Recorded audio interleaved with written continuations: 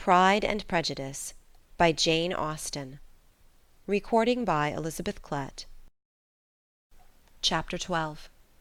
In consequence of an agreement between the sisters, Elizabeth wrote the next morning to their mother to beg that the carriage might be sent for them in the course of the day. But Mrs. Bennet, who had calculated on her daughter's remaining at Netherfield to the following Tuesday, which would exactly finish Jane's week, could not bring herself to receive them with pleasure before. Her answer therefore was not propitious, at least not to Elizabeth's wishes, for she was impatient to get home.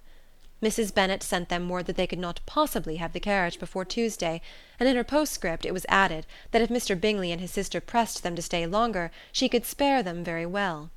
Against staying longer, however, Elizabeth was positively resolved, nor did she much expect it would be asked, and fearful on the contrary as being considered as intruding themselves needlessly long, she urged Jane to borrow Mr. Bingley's carriage immediately, and at length it was settled that their original design of leaving Netherfield that morning should be mentioned, and the request made. The communication excited many professions of concern, and enough was said of wishing them to stay at least till the following day to work on Jane, and till the morrow their going was deferred. Miss Bingley was then sorry that she had proposed the delay, for her jealousy and dislike of one sister much exceeded her affection for the other. The master of the house heard with real sorrow that they were to go so soon, and repeatedly tried to persuade Miss Bennet that it would not be safe for her, that she was not enough recovered, but Jane was firm where she felt herself to be right. To Mr. Darcy it was a welcome intelligence. Elizabeth had been at Netherfield long enough. She attracted him more than he liked, and Miss Bingley was uncivil to her, and more teasing than usual to himself. He wisely resolved to be particularly careful that no sign of admiration should now escape him, nothing that could elevate her with the hope of influencing his felicity, sensible that if such an idea had been suggested, his behaviour during the last day must have material weight in confirming or crushing it. Steady to his purpose, he scarcely spoke 10 words to her through the whole of Saturday, and though they were at one time left by themselves for half an hour, he adhered most conscientiously to his book, and would not even look at her.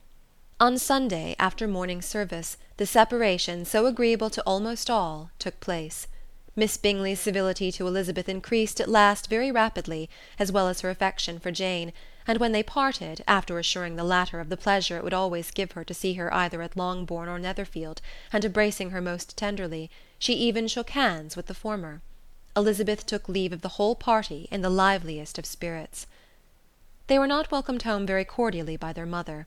Mrs. Bennet wondered at their coming, and thought them very wrong to give so much trouble, and was sure Jane would have caught cold again. But their father, though very laconic in his expressions of pleasure, was really glad to see them. He had felt their importance in the family circle. The evening conversation, when they were all assembled, had lost much of its animation, and almost all its sense, by the absence of Jane and Elizabeth.